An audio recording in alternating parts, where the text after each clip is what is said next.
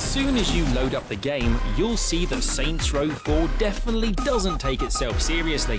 It's a breath of fresh air for third-person sandbox shooters, filled with over-the-top combat, hilarious dialogue, and of course, a dubstep gun.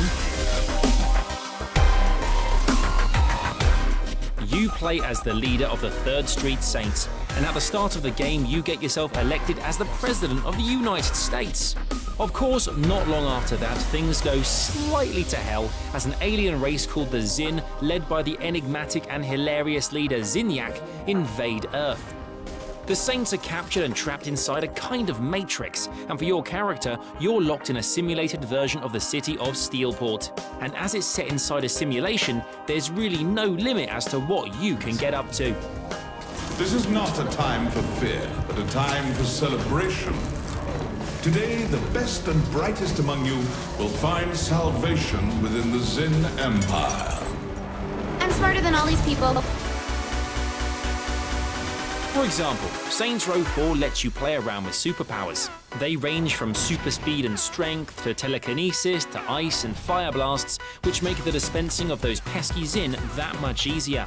There's a short recharge time on each one, so you can't go really crazy with them, but when you do use them, watching the waves of destruction is so much fun. Switching between powers is a little bit awkward, and you'll usually find yourself spamming one, rather than a combination of all.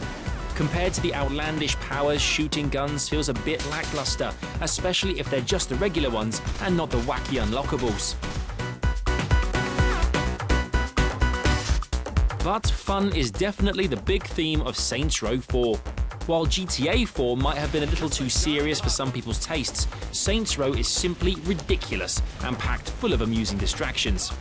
If you decide to go off the beaten track and ignore the main story for a while, you'll find an abundance of side quests and activities to complete.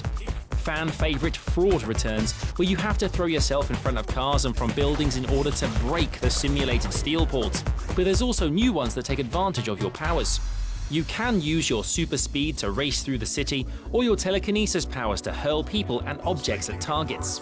By completing challenges and causing general destruction, you unlock wackier weapons such as the Black Hole Gun and the now infamous Dubstep Gun. Alongside the vast amounts of character and vehicle customization, there are also some pretty deep RPG elements. Collecting experience allows you to upgrade your powers and those of your homies. The 3rd Street Saints can come and help you in battle, and although they're not terribly effective, as you can breeze through most encounters by yourself, each is a larger-than-life character trapped in their own simulations that you have to rescue. Saving them and bringing them on your ship outside of your simulation unlocks new missions and new conversation options, as well as weakening the Xin's hold on Earth.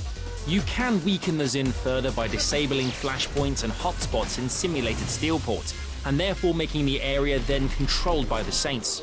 For completionists, it's fun to watch the map gradually turn purple as you control it, but it's a gameplay mechanic that you can ultimately ignore if that's not your thing. We've got enough clout right now for one major bill, not both. What do you want me to push forward? Do you want to be the president who cured cancer or the president who solved world hunger? Well, cancer had a good run, but it's time to put it down. Good choice. And that's kind of what's great about Saints Row 4. You can do as much or as little in Steelport as you like. By not taking itself seriously, and by using the simulation as a base to do whatever and go wherever it wants, Saints Row 4 arrives as a game full of hilarious and wacky moments. Moments that will stick with you long after you've turned off your console.